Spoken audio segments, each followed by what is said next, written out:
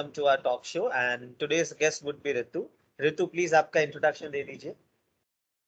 Yes, sir. I am Ritu and I am from Delhi. And my highest qualification is BCom from regular college, Delhi University. And after that, I have a course. I have did a course of industrial accountant for 1 year. And then मैंने job start करी behalf from that course. वहाँ से ही मुझे offer हुआ था job का. तो मैंने वहाँ पे मैंने लगभग 6 मंथ अपना एक्सपीरियंस लिया जॉब का. तो वहाँ पे भी मेरा एक्सपीरियंस बहुत अच्छा था. उसके बाद फिर मुझे लगा मुझे खुद को मतलब इम्प्रूव करना है, मुझे बूस्ट करना है खुद को, कुछ और आगे सीखना है. तो उसके बाद मैंने जॉब छोड़ के मैंने इंटर्नशिप करी. मतलब जॉब के छोड़ने के 2 मंथ बाद मैंने इंटर्नशिप स्टार्ट करी. और मेरे को इंटर्नशिप में एटलीस्ट 4 मंथ मैंने अपनी इंटर्नशिप को दिया. मैंने पूरा कोशिश की मैंने कि मैं अच्छे से ये इंटर्नशिप कंप्लीट कर सकूँ, अच्छे से सीख सकूँ और बहुत सारे एक्सपीरियंस ले सकूँ. Not from the part behind मैं बैकग्राउंड से कि मैं अकाउंटिंग में ही सब कुछ करूँ, बट उसके अलावा भी मैंने बहुत कुछ सीखा यहाँ पे. और मुझे मतलब यहाँ का एक्सपीरियंस मुझे बहुत अच्छा लगा. देन उसके बाद इंटर्नशिप खत्म होते होते ही मेरी जॉब लग गई दोबारा से. और नाउ मैं एक अकाउंट एग्जीक्यूटिव के पोस्ट पे हूँ और अभी मैं ट्रेनिंग पीरियड पे हूँ फॉर 6 मंथ. देन उसके बाद मुझे मतलब एज ए एम्प्लॉय वो लोग हायर कर लेंगे. सेम पोस्ट ही रहेगी बट अभी मैं ट्रेनिंग पे हूँ. तो अभी मेरा That's गोल तो great. यही है कि मैं एक अच्छे से एम्प्लॉय करके रख सकूँ. उसके बाद मैं सोचूंगी अपने फर्दर स्टडीज के लिए. That's great. That's great, Ritu.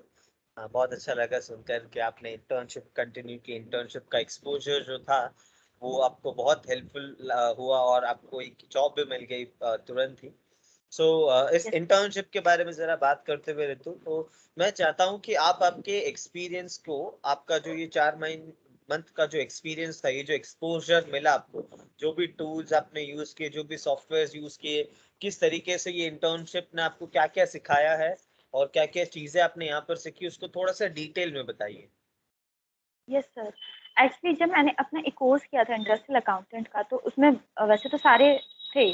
मतलब जैसे जो दिल्ली वगैरह में मैंने कंपनीज में देखा है कि टैली और बिजी पे ज़्यादा काम होता है और एसएपी पे होता है.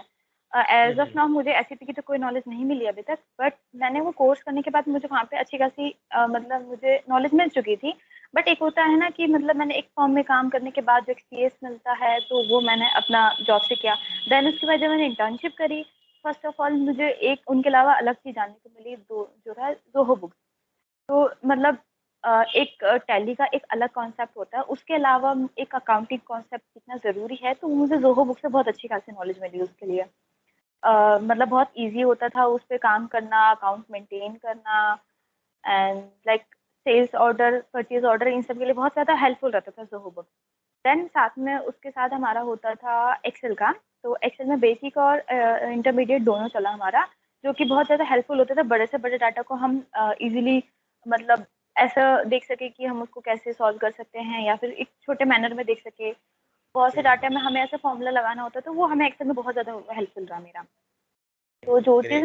मैंने सीख चुकी थी बट मैं भूल चुकी थी बहुत ज़्यादा. तो इंटर्नशिप में मुझे बहुत ज़्यादा मतलब मेरे को बूस्ट मिला इस चीज़ को कि मैं आगे कॉन्फिडेंटली ले सकूँ. और हमारे लॉकडाउन की वजह से फिर मैं बहुत ज़्यादा अंडर कॉन्फिडेंट हो गई थी. तो जो हमारा इंटरनल प्रेजेंटेशन चलता था और जब सर के साथ मीटिंग होती थी उसकी वजह से मुझे बहुत ज़्यादा ही कॉन्फिडेंस मिला. मतलब कि मैं सामने आके इंटरव्यू दे सकूँ, तो बात कर सकूँ. मुझे वो मैं बिल्कुल भूल चुकी थी वो सब चीज़ें. तो मुझे उसको बहुत ज़्यादा मतलब नॉलेज मिला एंड अपने अंदर एक कॉन्फिडेंट आया कि नहीं मैं आगे बढ़ सकती हूँ. तब तक तो मुझे लगा था अब तो कुछ नहीं हो सकता मेरे को. और उसके बाद फिर मैंने टैली सीखी. टैली प्राइम पे मैंने पहले जब मैंने कोर्स किया था वो टैली ERP 9 पे था. और टैली प्राइम पे मैंने यहाँ पे इंटर्नशिप करी अनंता में. तो टैली प्राइम में एक एडवांस वर्जन है टैली ERP 9 का.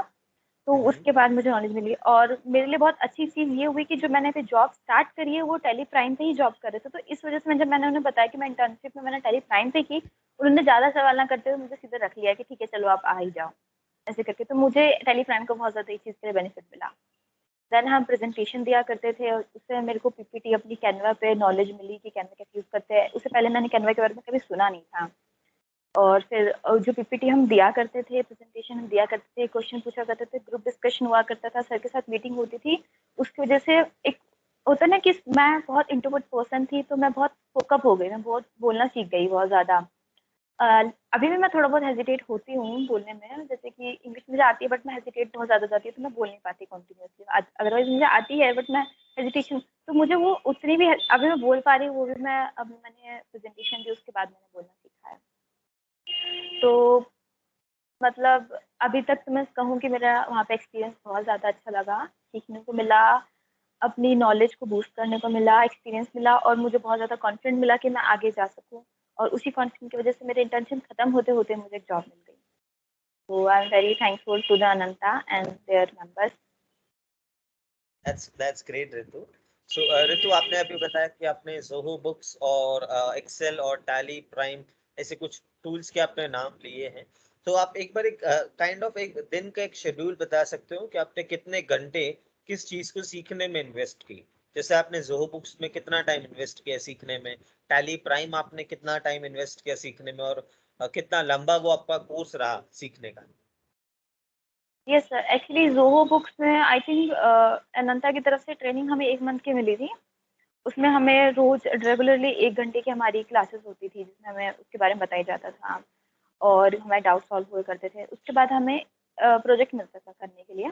तो मैं एटलीस्ट उस प्रोजेक्ट में मैं डेली मैं 3 टू 4 आवर्स दिया करती थी, जब तक टैली स्टार्ट नहीं हुआ था।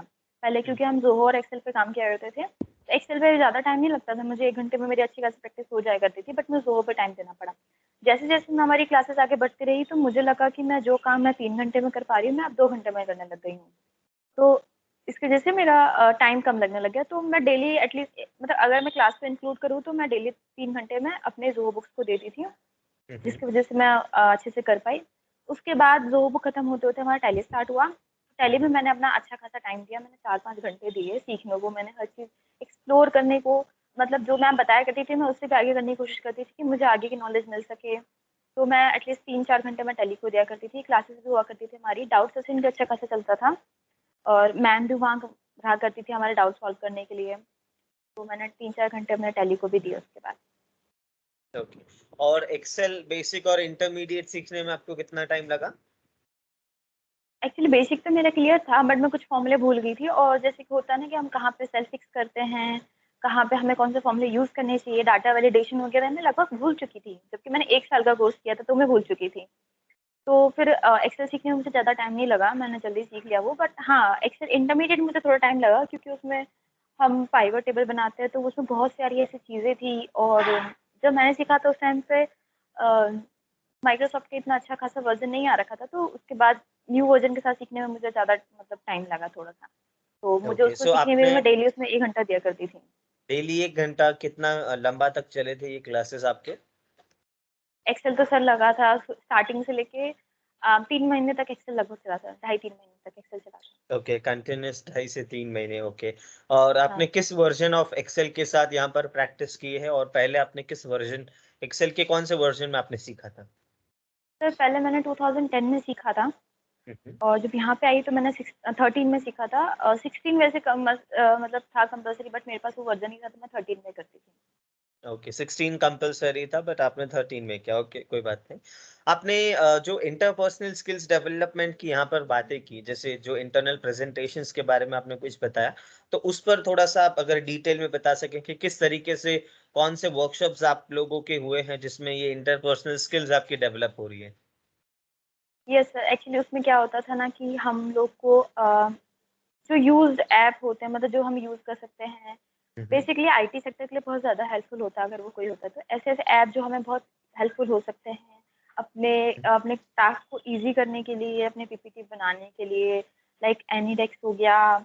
मैंने जैसे मैंने 4 टॉपिक पे प्रेज़ेंटेशन दिया था, मुझे पूरा याद नहीं है वैसे। एक तो मैंने दिया था टास्क पे दिया था, फिर माइक्रोसॉफ्ट भी हो गया, उसके बाद एनीडेस्क हो गया, और एक और था क्रोम पे था। हाँ, तो इन 4 पे मैंने प्रेज़ेंटेशन दी थी। तो मतलब प्रेज़ेंटेशन से बहुत ज़्यादा हेल्पफुल इसलिए होता है क्योंकि हम लोग नॉर्मली फ़ोन चलाते हैं, तो हम बड़े-बड़े ऐसे ऐप जानते हैं, तो हम हमारे फ़ोन में पहले से इनबिल्ट होते हैं। शायद ही हम कोई ऐसे ऐप डाउनलोड करते हैं जो हमें ज़रूरत पड़ती है आगे। बट जब हम किसी काम करने जाते हैं तो हमें बहुत सी ऐसे ऐप पे काम करना पड़ता है जो हमें नहीं पता होती। तो यहाँ पे स्टार्टिंग में जब ये स्टार्ट हुआ इंटरपर्सनल स्किल वाला हमारा प्रेज़ेंटेशन, तो पहले लगता था कि क्या इतना ऐप देते हैं, हमें इसकी ज़रूरत ही नहीं पड़ेगा। बट जब अब मैं जॉब कर रही हूँ तो मुझे पता चला कि नहीं, हमें सीखना ज़रूरी है। बहुत कुछ चीज़ें पता चलती हैं कि हमें मतलब ऐसा होता है ना कि जब हम कहीं पे वर्किंग होते हैं और हमें बोलते हैं कि आप इस ऐप को खोल के ये वाला काम कर देना। हमें पता नहीं होता पहले से क्या करना होता है, तो हम उनसे पूछते हैं, तो उनको लगता है कि इसको तो कुछ पता ही नहीं है। पता नहीं क्या क्यों जॉब पे रख लिया सर ने, इसको एचआर में क्यों हायर कर दिया। बट यहाँ पे हर एक छोटी-छोटी ऐप हमें पहले लगता था कि क्या मतलब सर क्यों देते हैं ऐसा? बट नहीं, बाद में पता चला कि एक छोटी-छोटी ऐप भी हमें कितनी ज़्यादा हेल्पफुल हो सकती है। तो उस ऐप के ऊपर डिटेल में हम प्रेज़ेंटेशन दिया करते थे, कैसे हेल्पफुल होता है, कैसे हम उसको यूज़ कर सकते हैं और उसमें क्या-क्या चीज़ें हैं, वो कब मतलब बनाई गई, किसने बनाई, कितना टाइम हो गया उसके और ज़्यादा वर्जन्स वगैरह। तो इसके बारे में हम प्रेज़ेंटेशन दिया करते थे और हमारे ग्रुप मेंबर भी दिया करते थे और हम उनसे क्वेश्चन पूछा करते थे। और जब सैटरडे टू सैटरडे हमारा ग्रुप डिस्कशन होता था, जिसमें हम जनरल टॉपिक हम्म मतलब जनरल से भी हट के टॉपिक हम्म पे हम ग्रुप डिस्कशन किया करते थे और हमारी डे टू डे लाइफ की प्रॉब्लम्स होती थी और रियली कभी-कभी ऐसा होता था कि हम इनफॉर्मली टॉक करते थे। वेडनेसडे को हमारी हुआ करता था, तो उस टाइम पे हम किसी का फेयरवेल पार्टी होती थी, किसी की बर्थडे होता था और कभी-कभी गेमिंग वगैरह हुआ करता था। तो ये चीज़ हम इनफॉर्मल भी रहे हैं और इंटर्नशिप में और कभी-कभी इनफॉर्मल भी रहे हैं, तो ये चीज़ बहुत ज़्यादा बैलेंस करती थी। दैट्स ग्रेट ऋतु। सो ऋतु, आपने जो बताया कि आपके 4 महीने काफी हद तक सीखने में चले गए।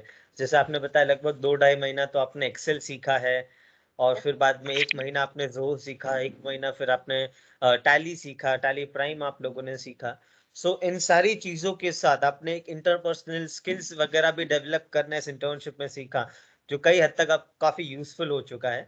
सो आप आपके जैसे जो फ्रेंड्स हैं, आपके जो रिलेटिव्स हैं, आपकी हम उम्र के जो लोग हैं, जो काइंड ऑफ इन्हीं चैलेंजेस से गुजर रहे हैं या नहीं भी गुजर, जो अभी फ्रेशर्स हैं, जो मार्केट में या इस इंडस्ट्री में उतर रहे हैं, तो आप उनको कैसे रिकमेंड करोगे कि ये इंटर्नशिप किस तरीके से हेल्पफुल हो सकती है और क्यों आपको करनी चाहिए? ऐसा किस स्केल पर आप ये रिकमेंड करोगे? यस सर, जैसे एक्चुअली मैं एक रेगुलर कॉलेज से ग्रेजुएट थी। कहा जाए तो ऐसे ग्रेजुएट को बहुत ज़्यादा मतलब होता है कि कॉन्फिडेंट बहुत ज़्यादा होता है, जो रेगुलर कॉलेज से पढ़ा होता है, बट मेरे अंदर नहीं था। मैंने जॉब भी करी, फिर भी मेरे को वहाँ पे कॉन्फिडेंट वो चीज़ नहीं मिली कि मुझे क्या करना होता है, कहाँ पे कैसी बातें करनी होती है। तो एक ऑर्गेनाइज़ेशन के अंदर अगर हम काम करते हैं, जहाँ पे एक हायरार्की मेंटेन होती है, मतलब हम्म डायरेक्टर होते हैं, फिर एचआर एक लेवल अलग होता है, फिर हमारे टीम लीडर अलग होते हैं, हमारे कोवर्कर्स अलग होते हैं। तो वो हम्म एक ऑर्गेनाइज़ेशन मेंटेन करना वैसे तो ऑनलाइन था, बट फिर भी मैंने ऑनलाइन में ये चीज़ बहुत ज़्यादा सीखा कि हाँ, हमें किस तरीके से मतलब मेंटेन करना है, कैसे हमें हायरार्की लेवल को बना के रखना है। तो ये सब हम्म चीज़ें ना एक इंटर्नशिप करने से ही मिलती हैं। डायरेक्टली हम कॉलेज से अगर हम किसी जॉब पे जाते हैं तो वो वो जो जो रखते हैं हमें, वो फ्रेशर समझ के एक सोचते हैं कि इनसे ज़्यादा से ज़्यादा काम निकलवा लिया जाए। उनको नॉलेज नहीं हम्म देते, उनको एक्सपीरियंस नहीं देते, उनको आगे बूस्ट करने का मौका नहीं देते। बट इंटर्नशिप में ऐसा होता है ना कि मतलब हमें यहाँ पे सीखने को भी मिलता है, हमें पढ़ने को भी मिलता है, हमें यहाँ पे मतलब अपने आप को डेवलप करने को भी मिलता है। और अनंता में मैंने एक चीज़ बात बहुत अच्छी सीखी, मैंने वैसे तो इंटर्नशिप करी नहीं, बट मैंने अपने फ्रेंड्स से बहुत ज़्यादा सुना है इंटर्नशिप के बारे में। तो मुझे अनंता में ये चीज़ सबसे ज़्यादा अच्छी लगी कि यहाँ पे लर्निंग बाय टीचिंग मेथड से फॉलो करते हैं। ये मेथोडोलॉजी चलती है वहाँ पे। तो इसमें ये हम्म होता है ना कि हम सिखाएँगे तो ही हम सीख पाएँगे। क्योंकि एक टीचर अपने तरीके से सबको समझाने की कोशिश करता है, वो बच्चों पे डिपेंड करता है, स्टूडेंट पे डिपेंड करता है कि वो उसको किस तरीके से लेते हैं। बट जब हम एक हम्म टीचर बनते हैं तो हमें ये सब कुछ नॉलेज रखनी पड़ती है कि हमें क्या समझाना है ताकि हम कोई मिस ना कर दें, हम किसी स्टूडेंट को गलत ना बता दें। तो ये मेथोडोलॉजी पे जब अनंता वाले काम करते हैं, तो इसकी हम्म वजह से मतलब अपने मतलब कॉन्फिडेंस ज़्यादा से ज़्यादा बढ़ता है कि हम किसी को पढ़ा रहे हैं, तो हमें हेजिटेट नहीं हम्म होना है। हमें पूरी नॉलेज होनी चाहिए कि हम इनको बता सकें, क्योंकि कोई स्टूडेंट हमसे कोई क्वेश्चन पूछ सकता है, तो हम उनको आंसर करना करना चाहिए हमें।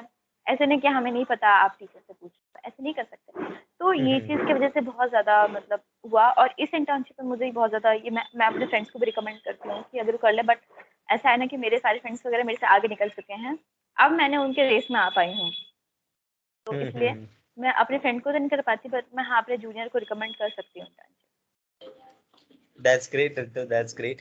नहीं, अगर ये इंटर्नशिप आपको इतनी हेल्पफुल हुई, आप अगर किसी एक को भी रिकमेंड करते हो, तो it is more than enough कि जो इस इंटर्नशिप में जो हम चाहते थे कि हम लोगों को इस तरीके से डेवलप कर सकें कि वो कॉन्फिडेंट हो, वो आगे किन को रिकमेंड कर सके, तो जो हमारा गोल था वो कहीं ना कहीं अचीव होता हुआ दिख रहा है आपके थ्रू।